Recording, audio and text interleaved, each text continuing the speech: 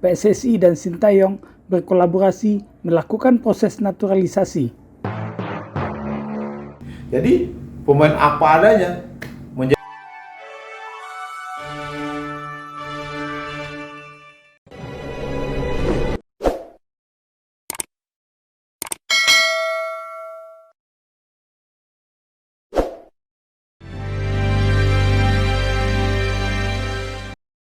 Naturalisasi. Naskah Firdaus Abi.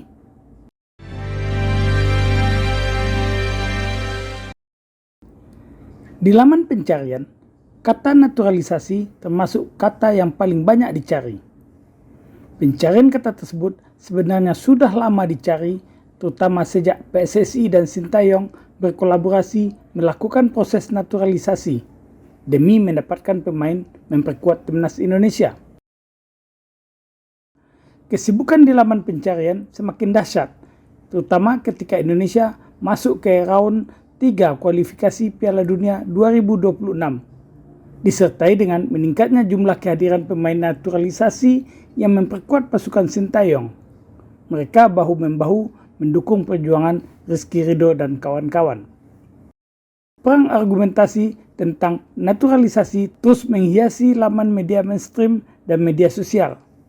Satu sama lain melihat dari sudut pandang berbeda. Ada pandangan menyentil hingga menebarkan kebencian. Ada yang mendukung. Pecinta sepak bola Indonesia seakan terbelah, menolak dan mendukung. Di antara hiruk pikuk tersebut, setidaknya ada sejumlah fakta yang patut dicermati kemudian bisa ditarik benang merahnya. Mengapa harus naturalisasi? Ketika Indonesia akan berlaga di kandang Bahrain dalam lanjutan kualifikasi Piala Dunia 2026, sepekan menjelang laga tersebut, lembaran sejarah 12 tahun silam terbuka lebar. Kala itu, kualifikasi Piala Dunia 2014, tepatnya pada tanggal 29 Februari 2012, Indonesia kalah telak, tanpa balas. Bahrain 10, Indonesia 0.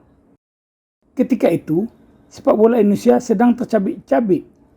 Aji Santoso membawa timnas saat otoritas sepak bola Indonesia sedang bermasalah.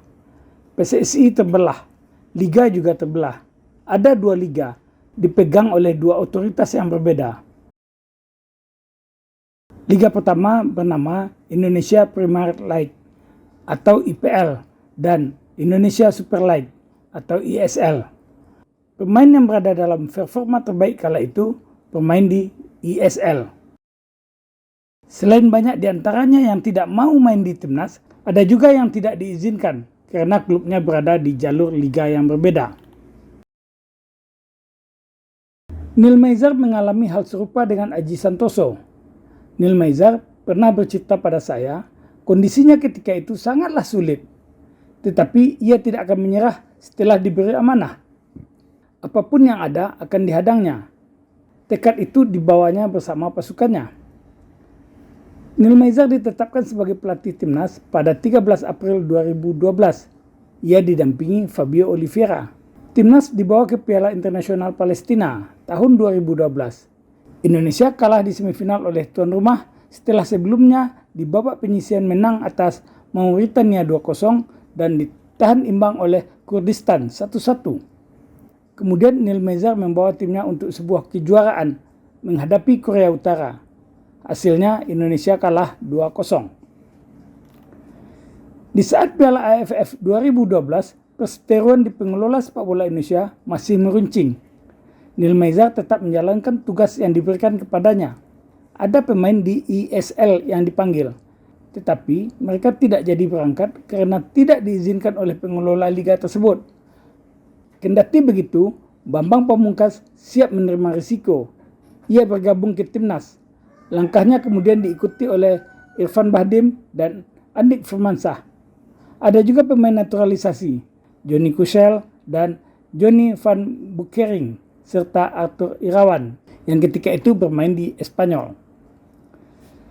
Pemain-pemain yang hebat itu justru banyak di liga sebelah. ya liga sebelah. Ya betul. liga sebelah. Betul. Lalu abang bawa tim Ya. yang dianggap notabene pemainnya pemain kelas 2, kelas mungkin Kata orang. ya, pemain kelas 3, kelas 4 lah. Lalu dibawa oleh Nir Maizar, tapi bisa mengimbangi. Ya. Tidak salah kata. Ira. Ya. Dubai, Piala Asia. Ya, Piala Asia. Mana cerita tuh, Bang?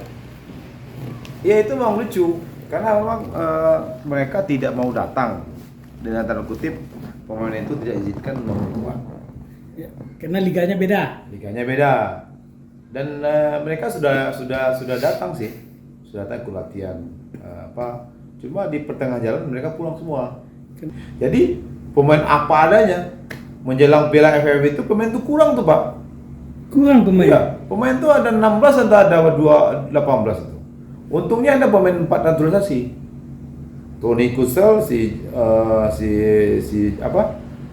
Van Breukling, Maitimo sama siapa lupa saya 4. Ditambah ini baru lengkap kita.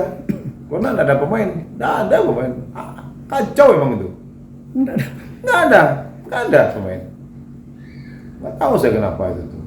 Tapi memang kita bertekad bahwa ini bahwa ini kan nama negara, ya. Nah, Perihal pemain yang menolak panggilan timnas atau klub tidak melepasnya, sebenarnya bukan saat perpecahan itu saja. Ada beberapa pemain yang tidak memenuhi panggilan tersebut. Ada sejumlah tim pula yang pada kesempatan berbeda tidak melepas pemainnya ke timnas. Beragam alasan disampaikan. Kenyataan di masa lalu tentu saja sangat berbeda dibandingkan kondisi saat ini. Semua pemain berharap dipanggil membela timnas Indonesia, apalagi ikut berlaga di kualifikasi Piala Dunia round 3. Tentu akan memberikan catatan tersendiri bagi pemain tersebut. Menembus skuad timnas saat ini tentu bukan perkara mudah, tetapi bukan berarti pintu sudah tertutup. Setidaknya Wahyu Prasetyo dan Malik Rizaldi membuktikan hal tersebut. Wahyu dibawa ke Bahrain dan Cina imbas dari membaiknya penampilan bek Malut United ini di Liga 1 pada tahun 2024-2025. Malik Rizaldi pernah dipanggil pada Juni 2024 dan diturunkan saat menghadapi Bahrain. Ia bermain apik. Fakta ini sekaligus menunjukkan bahwa pintu timnas selalu terbuka untuk pemain yang terus menanjak baik. Kegusaran sejumlah pihak terhadap pemain naturalisasi di timnas Indonesia menghadiri sejumlah pertanyaan. Di mana mereka dulu di saat PSSI terbelah, kemudian timnas turut menanggung masalahnya? Di mana mereka dulu saat ada yang menolak panggilan timnas atau klub tidak mengizinkan pemainnya bergabung? Di mana mereka dulu ketika periode naturalisasi seangkatan Christian Gonzalez, Diego Michel dan kawan-kawan dilakukan? Apakah ada yang salah dari naturalisasi? Mari kita lihat aturan Badan Sepak Bola Dunia atau FIFA tentang naturalisasi ini. Aturannya sejalan dengan standar dunia. Ketentuan dasarnya berawal dari permohonan, tetapi tidak semua orang yang bisa mengajukan permohonan. Syaratnya karena perkawinan campuran, orang asing yang berjasa pada sebuah negara atau karena kepentingan lain, anak yang belum memperoleh kewarganegaraan, menetap di sebuah negara selama 5 tahun berturut atau 10 tahun tidak berturut. Ketentuan lainnya, mereka yang berasal dari keturunan warga negara Indonesia atau WNI. Acuannya 2 ke atas, ayah atau ibunya keturunan WNI atau nenek maupun kakeknya WNI. Bagi warga keturunan ini, mereka cukup mendaftar kemudian diproses kewarganegaraannya menjadi WNI tanpa harus menetap 5 tahun atau 10 tahun. Khusus naturalisasi di masa Sintayong difokuskan pada keturunan. Sintayong dan Ketum PSSI Erick Thohir tak mau yang bukan keturunan. Prosesnya tidak asal-asalan. Tidak semua pengajuan disetujui oleh FIFA. Malaysia pernah merasakan ada pemain yang diajukan naturalisasi kemudian ditolak oleh FIFA lantaran rekam jejaknya tidak ada kewarganegaraan pada ayah atau ibunya maupun nenek atau kakek pemain bersangkutan. Naturalisasi untuk pemain di tim nasional sebuah negara tentu ditujukan untuk memperkuat negara tersebut. Demikian juga di Timnas Indonesia. Kita buka lembaran lalu. Pada Piala Asia 2023, seperti dikutip dari www.tv1news.com, sejumlah negara jiran juga memiliki pemain keturunan dan naturalisasi. Di antaranya, Malaysia ada 14 pemain, Thailand 2 pemain, dan Vietnam 1 pemain. Kemudian dari sumber lain kami dapatkan bahwa di Piala Asia 2023, Australia membawa 9 pemain naturalisasi dan keturunan, Irak 10 pemain, Palestina 11 pemain, Qatar 12 pemain, Hong Kong 12 pemain, dan Lebanon 12 pemain. Dikutip dari www.indosport.com, ternyata di Timnas Italia juga ada naturalisasi untuk skuadnya. Setidaknya saat ini ada 7 pemain naturalisasi yang jadi andalan di tim tersebut. Begitu juga tim-tim yang ada di negara lain. Bagi Indonesia, naturalisasi untuk pemain timnas sebenarnya bukan hal yang baru. Pada tahun 1950-an sudah pernah dilakukan pewarganegaraan pemain keturunan Belanda untuk memperkuat timnas Indonesia. Namanya Arnold van der Ven, yang sebelumnya pernah berkarir membela Persija Jakarta. Prestasi tertingginya di Persija adalah mengantarkan Macan Kemayoran sebagai juara Perserikatan. Sampai jumpa.